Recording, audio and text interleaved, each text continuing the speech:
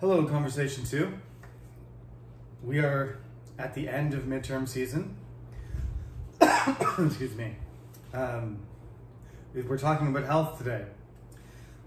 Excuse me. Hopefully that doesn't keep happening. Are you healthy? You probably think so because you're young. That's the way I thought too. But as you get older, you find you have to take care of yourself better. And when you overdo it, you get injured, you get sick, you bounce back slower. You probably don't believe me because you're a freshman and you think you're invincible, but I too was a freshman once. So today, let's have a conversation about health. I hope you're in good physical and mental health, even though midterm exams are stressful. Today, we have our last round of interviews, the second round and last round. So let's hope that we don't get some, stressful events like maybe the whole Korean internet going down in the middle of the midterm like happened last week. 3 students were unable to do their test, and at first I didn't have any idea that KT had a problem. That was the most stressful interview, most stressful midterm day I've ever had until last Friday, where I had some issues with the server and some settings for my midterm, and that eclipsed my most stressful midterm ever. So we've got number 1 and number 2 last week. So I'm pretty tired, needless to say, and stressed out. So how should we handle this? How should we take care of our health? This is our 7th topic, and as you know, there are going to be 10. There's 10 chapters in the book. There's 10 topics, and for the final exam, there will be 10 questions, possible questions. You'll be asked 3. Those of you who have already taken the exam know there were 6. And if you weren't ready for one, that was your responsibility. So remember, for the exam, you have to be prepared for all 10. I'll ask 1 from the first 6 and 2 from the remaining 4, one of which is health. So there's lots of things to talk about when it comes to health, but obviously we can't ignore the reality of our time, which is we have a pandemic and it's ongoing. We've been dealing with it for 4 semesters, and we're coming up on this winter will be the end of the second year of us dealing with this. How to exactly handle it and what's the best thing for you personally and what's the best thing for the country are interrelated arguments, and we have to consider individual situations, and we have to consider the community as well. I think one of the things that Korea has done better than other countries is that Koreans have considered the public health first over their private health, and they've considered, there's a certain amount of sacrifice you have to make, but the people in Korean society are willing to do that in order to protect the public health. That's why we only have 2,500 deaths the whole time, and the United States has 700,000, and Canada has 25,000, and Denmark, a country that has 10 times the less population than Korea, has more deaths than us, but they're considered to be doing well. Well, so by any standard, Korea has successfully managed it. Have we sacrificed some of our mental health? Probably. I haven't played many sports. I consider that one of my exercise options, one of the things that reduces my stress, and one of the things that helps me rest, because after you play hockey or you play soccer, you fall asleep easily, especially if you're 40. So all of these questions are kind of intermingled, and I would be happy to listen to you in the interview. Tell me your opinion, okay? However, I think it's very important that we get some things straight, and that as a professor, I think it's important to address some of these things that could allow us, for example, to stop doing recorded lectures and start meeting again in class, which would be better for this class in particular. I've told you before, something that is lacking is the interaction between the students, and something that's lacking in general is the socializing, the social maturity and the socializing and the networking that goes on when you're a freshman. I made so many new friends when I was a freshman. If I had been at home on my computer, I would have had to make an effort to meet a handful of them. But you know, we had events with thousands of freshmen when I went to university 20 years ago, and that was impossible the last 2 years. We want to do that, but how to get there is an issue. So one of the things, of course, is to get a vaccine. And for some people that's controversial and they hesitate, and that's understandable. One of the arguments is that the vaccine was created very quickly, faster than any other vaccine in history. Everything is made faster. Everything is made smaller and faster than it used to be. I study British American culture. 200 years ago, you know, there were no cars, there were no massive machines, there were no computers. When I was young, supercomputers were still so big that they filled an entire room in 1980. Now a supercomputer, you know, fits in the corner. It's a big beast, but basically the supercomputer that filled a room 40 years ago is in my pocket, or in your case, maybe it's in your hands. A smartphone is a supercomputer from 1980. It's actually more powerful. And look at it. How fast was it made, and how big is it? We shouldn't be surprised that vaccines are produced quickly, and many, many times faster, and many, many times smaller and more effective than vaccines from 200 years ago. Like, give me a break. That's how science works. So you shouldn't be afraid of a vaccine on that basis, and you shouldn't be afraid of vaccines having side effects, because vaccines have side effects. Every time you take some medicine, even Tylenol, it says on it, if you experience headaches, vomiting, diarrhea, stomach aches, stop, right? But you take the Tylenol, and if you experience side effects, you don't again. You're gonna get side effects all the time whenever you take any type of medicine, and vaccines in particular. It is giving your body, you know, a sample, a benign sample, something that's not dangerous, but causes a reaction in your body. And that's what the side effects are. It means the vaccine is working. Your body's being prepared to fight the vaccine, fight the virus by the vaccine. All these things are fine. And, you know, the side effects of the vaccines that appear later that people are concerned about, no vaccine that's ever been made has ever had long-term damaging effects to your body, ever. What happens is, what is happening is the virus, the real virus, the COVID virus, or polio, or measles, or diabetes, or any of the human conditions, diseases that are out there, they have long-term effects that appear later. Vaccines don't. No vaccine in history has ever, you know, caused a problem to anybody 10 years later. That's just hasn't happened. So you don't need to worry about being sick from the vaccine 10 years later. You need to be worried about having, you got COVID and you weren't very sick, but 10 years later, you find out there's some side effects to your body. That happens all the time.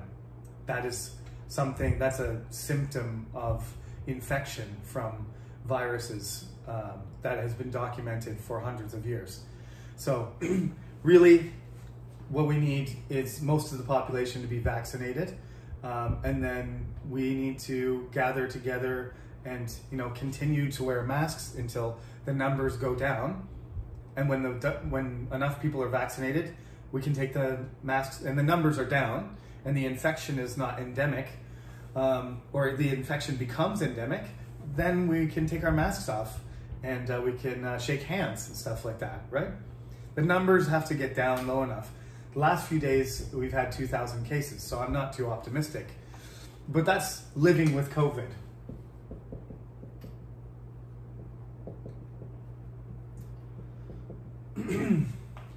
That's what we call in English, living with COVID.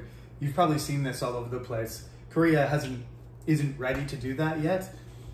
You may be ready. I feel like I'm ready, but I'm also not interested in getting the virus and being hospitalized. So I will wait. I think we should all be patient. It's going to require patience, or you're going to, have a breakdown. So here I am, still in my office, talking to myself. Also, the professor beside me isn't very happy because apparently when I do my lectures in here, we have a thin wall. So this is added to my stress that my neighbor doesn't really like me lecturing in here. So please, I hope next semester they let us out so I don't get in a fight with my neighbor over how loud I'm lecturing on Sunday afternoon. Anyway, I don't think it's possible for us to go back to the classroom this semester, unfortunately. So we're gonna do Zoom again. Not next week though. I think we all need a break. So midterm will be finished this week. Next week, just a free week. Just watch the lecture, no homework, nothing, just watch the lecture, okay? So this week, half of you are done, so you just watch the lecture. The other half, of course, you have your midterm, don't forget, don't be late. And next week, everybody can just watch the lecture, hear the topic, and maybe the following week, which would be week 11, maybe we'll have a Zoom lecture again and take a break from the recorded lectures for 1 week, talk about the presentations and how the midterm went. Sounds like a plan. So let's schedule that.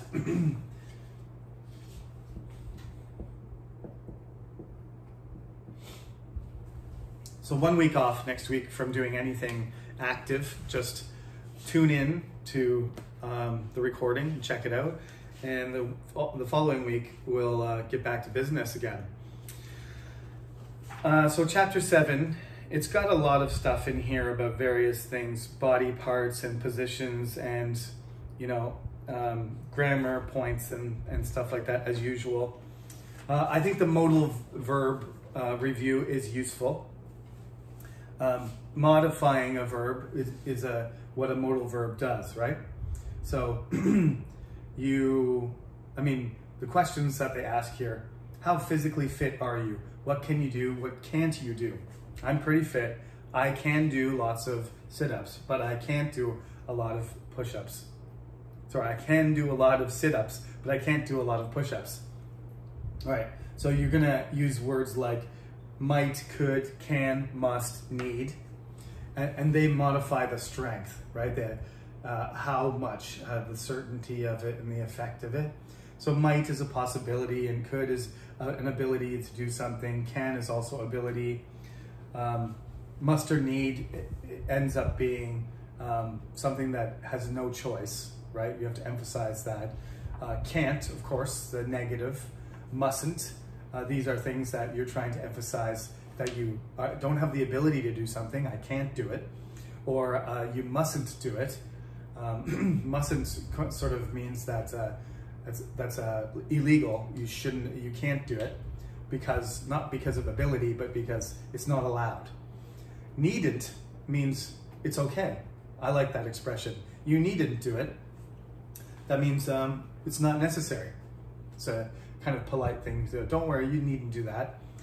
You needn't bother. It's kind of an old-fashioned thing to say, but it's nice. Mustn't, mustn't is really warning people. You definitely you should not do that. Mightn't it be a good time, as some of these things don't get used very often anymore, but they used to be. Modal auxiliaries are handy because they can sort of change the nuance of the meaning of the verb. So for emphasis and for politeness and for stressing certain things, you can use them. Down at the bottom, number 5. One of your options here is, if you want to talk about health, when I say, tell me what your opinion is about, being healthy. You have multiple options here. You may talk about mental health, right? With psychological elements to it, how to think more positively and how to avoid certain problems that are caused by your mental state. For example, one of the reasons I wrote this, having conversations about health, is because in Canada there's basically organizations that are trying to combat depression, because depression has become one of the major mental disorders in Canadian society. In many developed countries, depression is a serious problem. One of the problems about depression is recognizing depression. There's a difference between feeling sad or down or negative and real depression. Real depression can be treated in various ways, but the first thing is it needs to be diagnosed as depression. You can't really get help until you admit it and other people recognize it too. Sometimes people that you think look like the happiest people are inside incredibly depressed. And this is a problem because some of these people are presenters, celebrities, athletes, singers, and on the outside they look like, the most mentally fit, confident people, but on the inside they're suffering terribly. And it's not easy for them to come out and tell everybody, you know what, I'm depressed. Not to say that I know anything about the American gymnast and what her reasons were for not participating in the Olympics in Tokyo, but mostly it was related to the relationship between her mind and body. She was still capable of physically doing it, but mentally she had been worn down, and she took the controversial in some ways step of not participating in Tokyo, even though she's a world famous gold medalist, one of the best gymnasts in the world.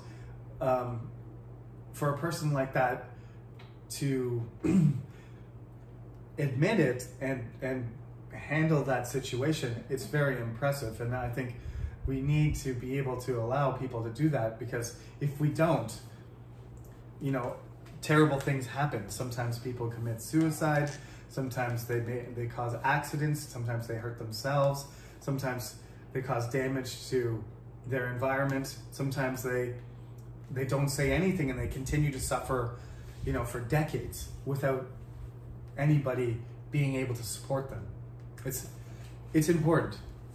So if you want to talk about the mental health thing, fine. If you want to talk about physical health related to exercise, I mean, these are all related. I wrote this quote here because I believe it's a Roman expression. If it's not a Roman expression, it's originally Greek. I should have checked that before the lecture, but it's probably Greek, actually. The Romans just copied all the Greek stuff anyway, right? A sound mind lives in a sound body.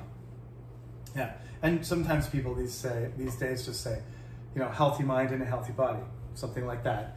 But there's a relationship. Even thousands of years ago, in Western culture, we realized that if your mind is sick, your body's sick, and vice versa, right? So you can't have a healthy mind when your body's sick, and you can't have a healthy body when your mind is sick. Makes sense. So you can, look at health from various perspectives. Look at the relationship between your mind and your body. You can focus on you know, I like to call it routine, you know, like when you're young, your parents manage all this. This is what you eat, this is what you exercise. They try to, you know, manage your stress for you, help you with your stress, and they tell you when to sleep. This is tough. And this is something freshmen need to learn. Maybe you've learned it already, good for you. But when I went to, you know, university, at times I was starving, at times I was tired, at times I drank too much and I was sick. My routine was just horrible. And it made me sick. After a month of university, I actually got so sick from my terrible habits that I got a throat infection and I went back to my hometown and basically just laid on my parents' sofa for a week. And my throat was so sore and it was so swollen that I had to drink, you know, soup and shakes, you know, smoothies for a week. And I came back to university. This is when I was a freshman. I came back to university and my friends were like, what happened to you? Because I felt so bad. I just said, you know, phoned my dad and it was like, come pick me up. It was Sunday. And I disappeared for a week. And all my friends were like, oh my God, we thought you were dead. You didn't tell anybody where you went. And I was like, yeah, I felt so sick. I just had to leave. And they were like, my God, Jeremy, how much weight did you lose? And I was like, I don't know. And my friends were like joking around saying I looked like a skeleton.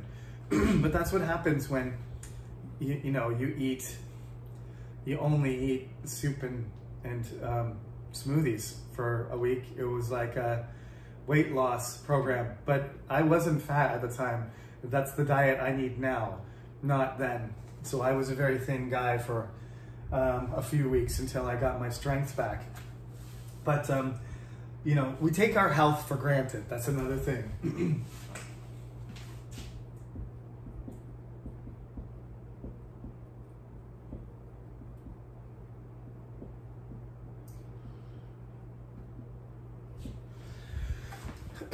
In Korea and Canada especially, we think public health is important. And in Canada, we have a universal healthcare program still.